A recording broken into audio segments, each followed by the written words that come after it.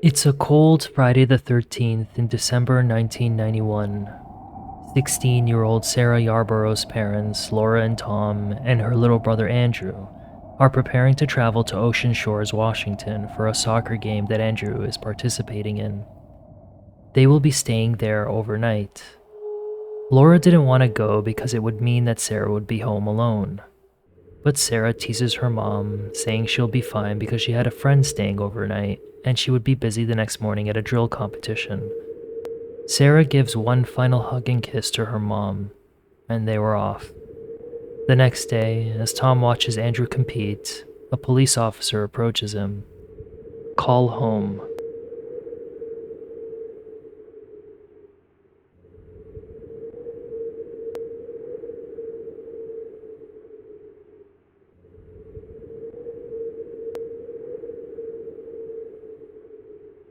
On that cold Saturday morning, December 14, 1991, 16-year-old Sarah Yarborough, an honors student and a drill team member at Federal Way High School, wakes up to see that it's 8 a.m. She jolts up in a panic and mutters to herself. She hurriedly tells her friend, who stayed over from the previous night, that she has a drill competition this morning at another school. She said the plan was to meet the team at 8 a.m., where they would take the bus to Juanita High School in Kirkland. Sarah throws on her blue and white drill team uniform made up of a separate blue and white top, a skirt, nylons, socks, and blue and white Nike shoes. She puts on her jacket and gloves and grabs her cheer bag and purse. She's in such a rush that she leaves her curlers in her hair as she walks out of the house. The plan for Sarah in this morning rush is to drop her friend off at home and then drive to Federal Way High School. She's still muttering to herself about being late. But when she arrives at the school parking lot at 8:15 a.m., she notices that none of the team members are on the practice field. She then exhales, after discovering that the meetup is actually at 9 a.m., not 8 a.m. She is 45 minutes early, not 15 minutes late. What a relief. Or not. Nearly an hour later, at 9:10 a.m., a man was out for his morning jog near the tennis courts adjacent to the practice field when he noticed movement in the brush on the hill next to the field. He saw a girl lying motionless on the ground with a white male about 6 feet tall with straight, dirty blonde hair and wearing a dark trench coat, kneeling over and moving his hands over her body in the area of her breasts and thighs. The jogger thought they were a couple, quote, making out, so he continued his jog. 10 minutes later, 12-year-olds Andrew Miller and Adam Tablano are walking with their skateboards to the school grounds near the tennis courts when they saw the man with the trench coat emerge from the brushy hillside. The boys described him as between 17 and 30 years old, about 6 feet to 6 feet 1 inch tall, and about 160 pounds with brown to blonde, shoulder-length hair. They also described him as clean-shaven with pock marks on his face as if he had severe acne. When the man sees the boys, he quickly glances away and hurriedly walks toward the student parking lot about 100 feet away. As the boys approach where the man left, they notice Sarah lying motionless on her back. They then run back to the house of one of the boys and told their parents, who called the King County Sheriff's Office at 9:33 a.m. When police arrived, they saw a ligature made of her nylons wrapped around her neck. She had been strangled. She had bruises on her face and legs, consistent with her being beaten. Her bra and underwear had been removed along with her socks. Her drill team shirt was pulled up, exposing her stomach and breasts. Her legs were bare. Her shoelaces were undone, but the shoes were still on her feet. Investigators speculated that she was taken from her car at weapon point and taken to the brush near the track where she was murdered. Her cheer bag and purse were found inside the car, which did not indicate that the attack happened there. There was semen on the pile of clothes next to her body, which included her socks, bra, and underwear. There were between 65 and 71 people at the school campus that morning, according to early news reports. Police believed at the time that the man was driving a tan or brown car that resembles a 1970s model Chevrolet Nova. Friends and family indicated that she was not there to meet anyone other than the team and that she did not have a boyfriend. There was no indication that Sarah knew her killer. Sarah's death was the first in the new city of Federal Way, which was established just over a year prior in February 1990. As such, it lit the media on fire. Tom is watching Andrew on the soccer pitch in Ocean Shores, hollering at his kid to hustle when an officer approaches him. The officer tells Tom to call home, where his mother-in-law, Carol Holmquist, tells him to get back to Federal Way immediately because Sarah is missing. Carol was hiding the fact that Sarah had actually been murdered, a smart move because the family still had 107 miles of driving back to their hometown. Nevertheless, Tom knew it was bad. He took a detour away from the family home to avoid news cameras and went to a friend's house where a detective was waiting. The family sat on the couch. Laura was losing her mind, insisting that the detective tell them what is going on. "I'm sorry to tell you this, but we found Sarah murdered at her school." The heart sinks. The vision narrows. The nausea sets in. The words that follow are garbled and are not being processed. "Not Sarah, not Sarah, not Sarah," Laura kept saying, according to the News Tribune.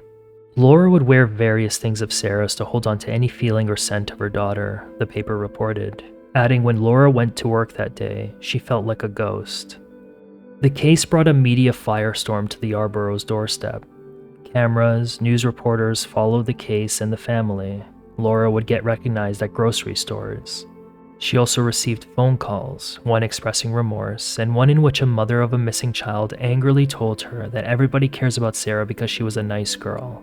Quote, "You almost feel like a pariah or something," she said in 2002, according to the newspaper. "You make people sad wherever you go." A letter to the editor of the News Tribune even took issue with photographs being taken by the paper at a prayer for Sarah. The newspaper also reported that Micah, another of Sarah's brothers, went to a video store where a clerk said she hated the Yarborough name because it was Sarah's name and it creeped her out. She apologized when Micah told her Sarah was his sister. At Federal Way High School, counselors awaited students, offering blankets, hugs, and comfort. Her desk at the front of class sat empty. All of the students of Daryl Martin's literature class voted to keep it that way, rejecting a new seating arrangement. Students were easily triggered by memories of Sarah. It was reported that there were times in class when students and teachers would just break down and cry remembering her. Quote, "I had never experienced the kind of shock, the kind of glazed experience that kids had in their countenances," said one teacher, according to the News Tribune. In the halls, it was hushed. It was more than just a pall that fell over the student body. It was as if the school had turned into a morgue.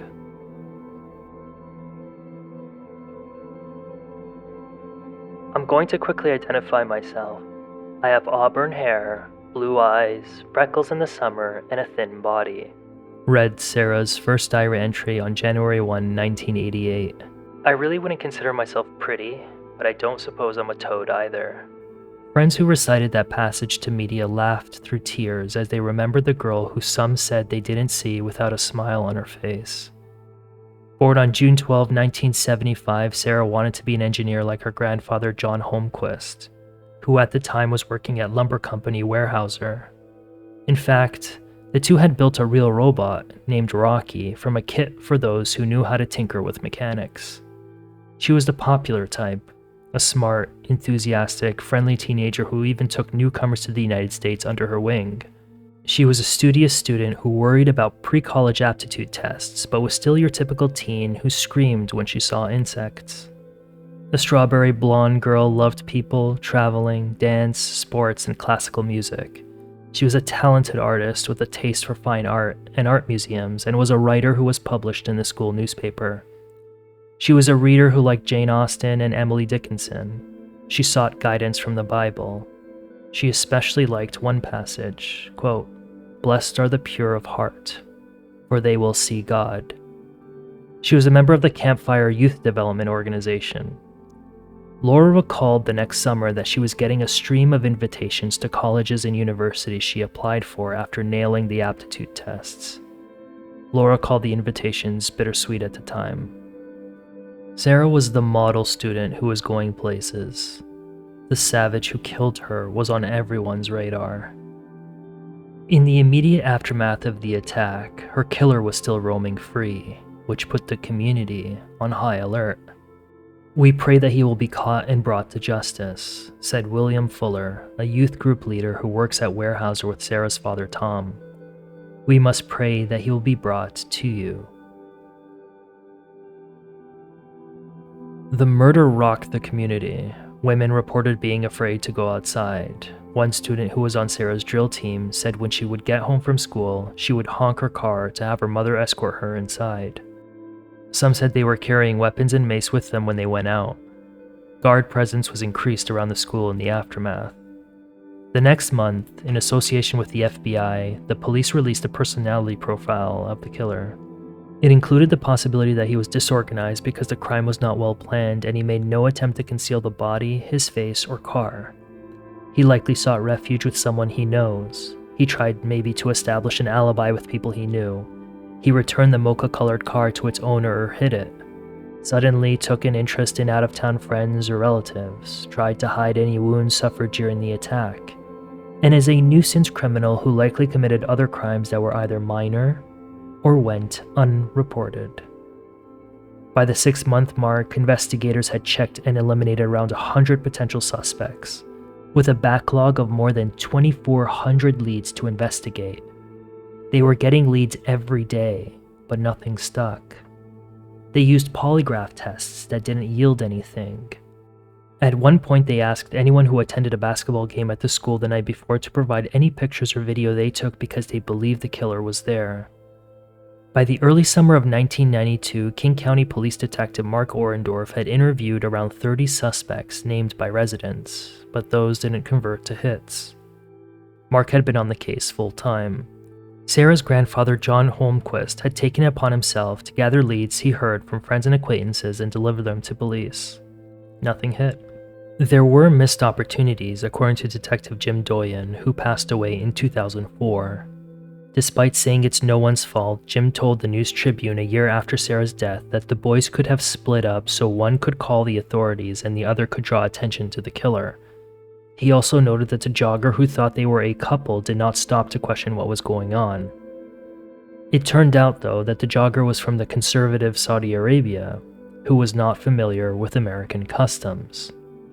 In their desperation, the King County Police even paid a hypnotist to hypnotize a woman to spark a memory of the identifying features of the killer. The woman said she was dropping her son off at school when she saw a 30-year-old faded white station wagon speckled with rust or primer paint spots parked in a row behind Sarah's car. The woman's account completely curtailed the police's theory that the killer was driving a 1970s model Chevrolet Nova. It turned out that the Nova was owned by someone not associated with the crime. Police focused too much critical time and energy tailing that vehicle during the most critical period of the investigation. The most promising piece of evidence, however, was the genetic material from the semen left at the scene. Investigators would compare that genetic material to the DNA from blood samples to see if there was a link.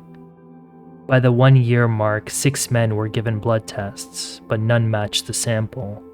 The 6th person in that batch had been implicated by nearly 20 people, including a member of his own family. One man had been convicted 27 times of crimes, including sexual assault, but it was a strikeout. There were as many as 40 investigators on the case by 1993. By 2002, there were 3,700 outstanding tips, but nothing was matching. Jim remarked in 2002 that something had to give.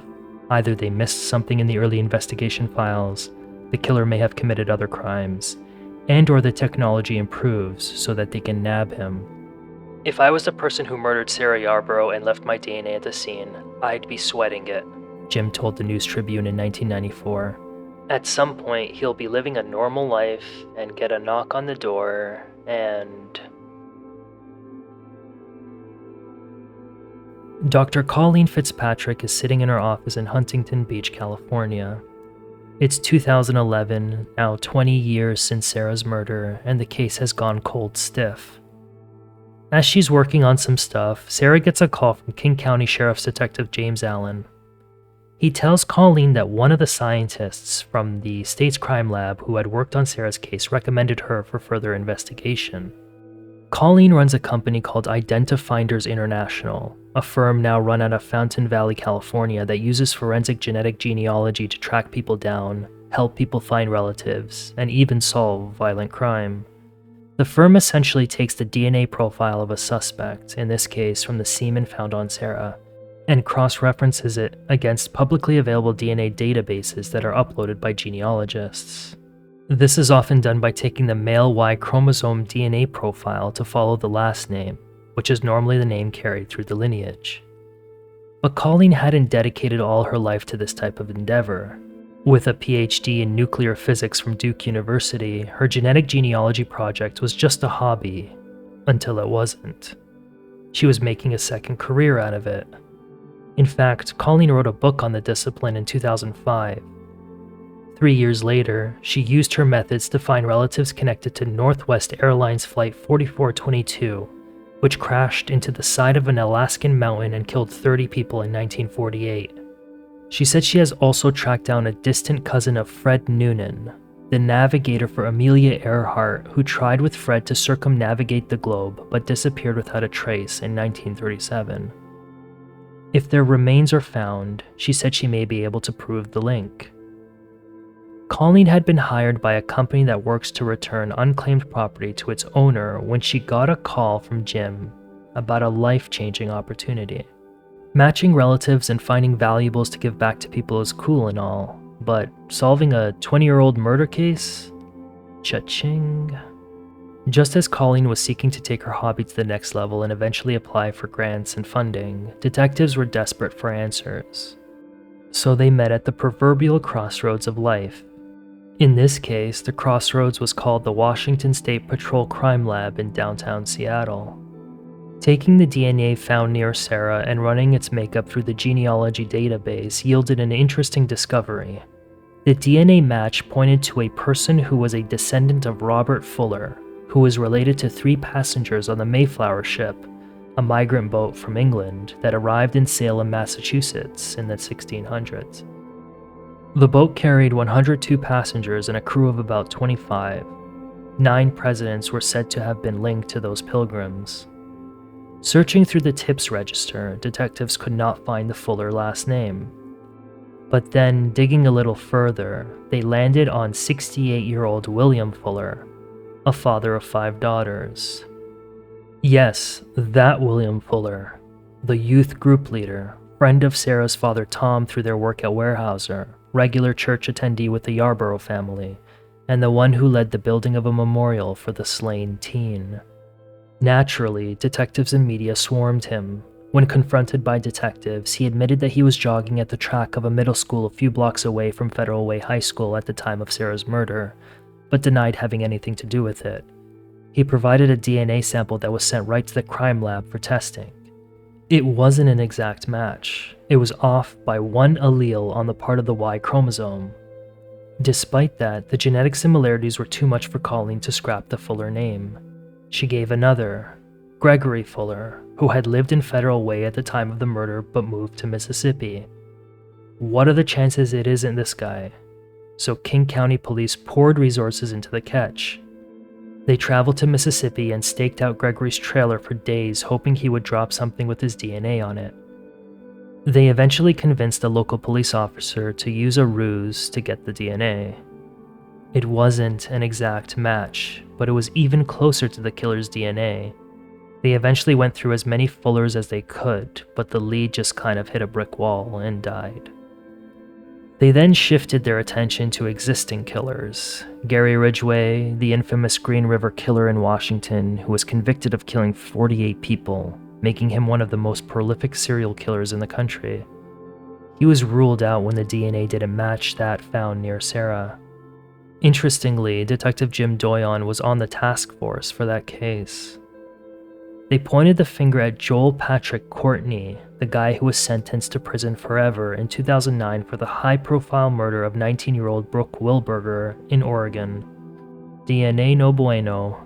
Now imagine you're the detectives in this case, completely stumped, dejected, hopeless. What do? You keep trying different things. They resort to asking for the DNA of people who had been tipped. Dead ends everywhere. This would go on for several years. Quote, "Nobody wants to hear this, but sometimes people do get away with murder," Detective Jim Doyon said back in 1995. "And there's a chance whoever murdered Sarah might be an example of that." "Okay, so I have a couple of other leads here," Colleen tells Detective Kathleen Decker in a phone call on September 27, 2019. "Edward Nicholas and Patrick Nicholas. They are brothers." Kathleen had at this point taken over the case from James Allen, who retired from the force. Kathleen was no slouch. She had been working as a detective in criminal investigations for 18 years at that point. Multiple homicides, felony assaults, robberies, and missing person cases. She's done it all. This one was unique for the length of time that had passed. The case was coming up on 28 years cold in December. By this point, there had been over 4,000 tips that generated multiple leads that were pursued. Earlier that year, Colleen had been approached by the King County Sheriff's Office to perform additional genealogy comparisons. Working with two other genealogists, Gretchen Stack and Holly Turk, Colleen's lab produced the Nicholas brothers. The key is that they both had blonde hair and blue eyes, which aligned with the DNA profile of a person of Northern European descent, likely with blue or green eyes. They explained to the sheriff's office that the names were pulled from researching family members from 3 sets of grandparents tied to the killer's DNA profile. They were quick to rule out Edward, the older brother, because he was a level 2 sex offender having previously been convicted of first-degree rape. That meant he had to submit a DNA sample into the Combined DNA Index System, or CODIS, a software program with a collection of DNA profiles from convicted offenders, unsolved crime scene evidence, and missing persons across the country. The CODIS software was only introduced as a pilot project in 1990. By then, investigators already ran the DNA of Sarah's killer through the system with no match. That left Patrick.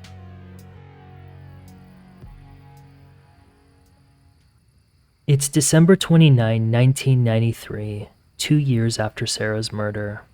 At a home in SeaTac, Washington, Danielle Ratchford climbs into bed with her mother, Wanda Nicholas. The 8-year-old often slept with her parents when she couldn't sleep or when she was scared to sleep by herself. She snuggles next to her mother. Later in the night, as the two are sleeping, Danielle's stepfather, 29-year-old Patrick Leon Nicholas, comes home. He notices Danielle and his wife sleeping soundly. He climbs into the bed next to Danielle, who was sandwiched between the two adults. Inexplicably, he begins to touch Danielle's thigh and chest as he goes in for a French kiss. He then makes Danielle touch his penis. Clearly uncomfortable, the little girl tries to go to sleep after. The next morning, she tells her mom, who phones the police. Patrick denies it. He is then put through a polygraph, which shows he's being deceptive. He takes a plea deal in the summer of 1994 and accepts a gross misdemeanor assault charge and is sentenced to a year in jail, but only serves 84 days. He appeared at the time more concerned over having to pay $5,000. Wanda files for divorce. Key to the fallout of this case, however, was that Patrick never submitted his DNA to be deposited into CODIS. The reason? His plea to a lesser misdemeanor charge didn't require it. The fact that Patrick's DNA was not in some database was alarming, because he had been convicted at least twice before on similar assault charges in the past. As a juvenile in 1980, he was convicted of first-degree rape. In 1983, he tried to force a girl to have sex with him in Benton County, but he lost his footing and the girl escaped by swimming away in a nearby body of water. He was convicted on first-degree attempted rape. He served time in prison until his release in 1987. He later told the state that he has a problem raping girls. It was problematic enough that Patrick loopholed his way around providing his DNA. But some astute viewers will wonder, wait, why didn't they just check the family members of Edward who was already in the database?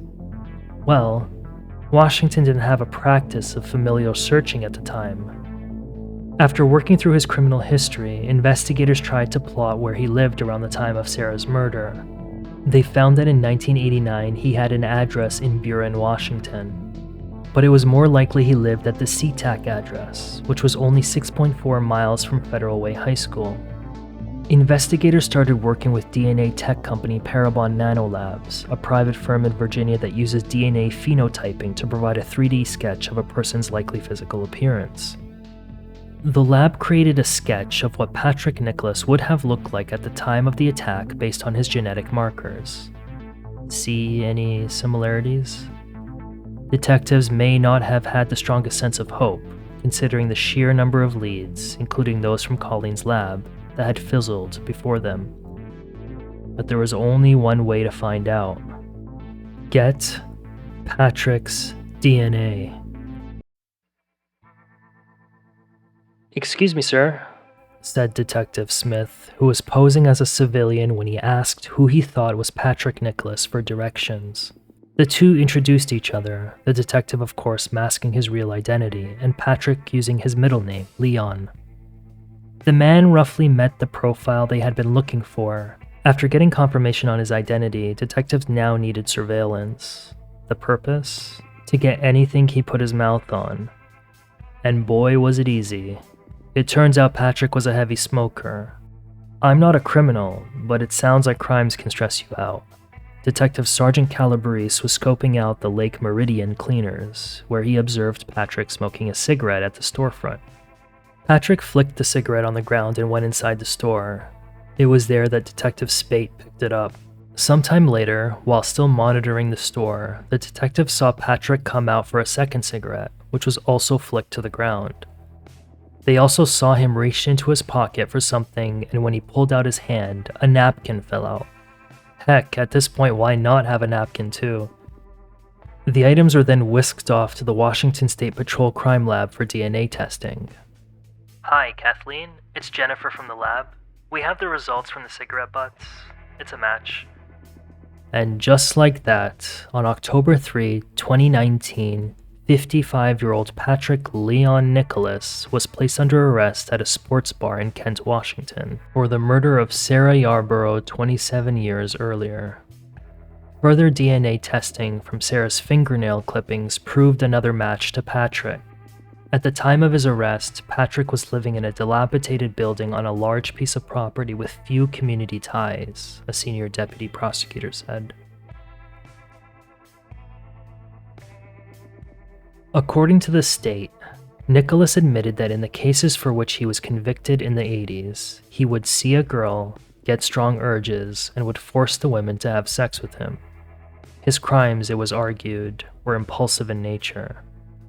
Despite Sarah's autopsy showing she was not raped, the state used the circumstances of his previous convictions, as well as the forced removal of Sarah's clothing at the scene, to show that he intended to rape her.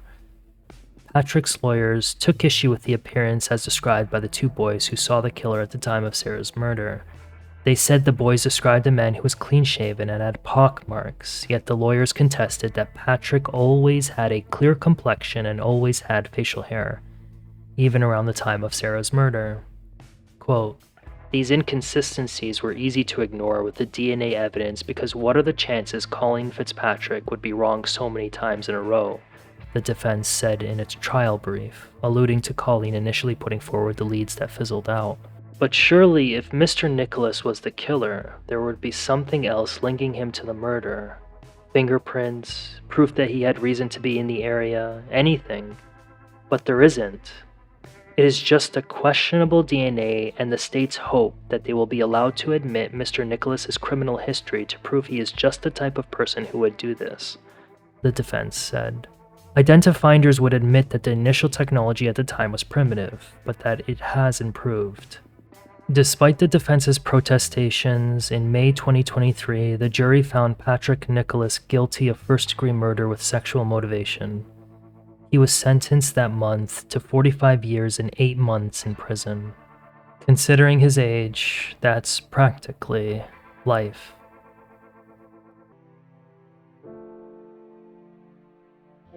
The Sarah Yarborough case is considered to be the first cold case to use genetic genealogy to generate investigative leads. Its breakthrough has been used to solve massive cold cases since. In 2015, police in Phoenix, Arizona arrested the zombie hunter, or Brian Patrick Miller, for the murders of 2 women in the early 90s. Colleen's firm, Identifinders, was credited with that lead. In 2018, also using genetic genealogy, police nabbed Joseph James D'Angelo, aka the Golden State Killer, who had committed at least 13 murders and dozens of rapes from 1974 to 1986 in California. And there are actually many more. Colleen's firm continues to help police departments across the country solve cold cases. The firm continues to rack up credits and said it is close to helping solve more. Colleen went on to publish a research paper on the discipline's emergence. Meanwhile, students at Federal Way High School will always be reminded of the legacy Sarah left. Not just because she was a model student with a scholarship created in her name, but also because a memorial was erected at the front of the school to remind and perhaps inspire students of a life taken way too soon.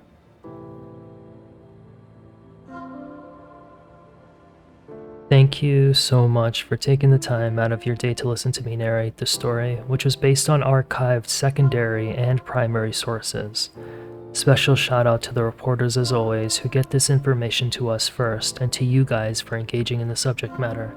Be well, feed the poor, and don't be Patrick Nicholas.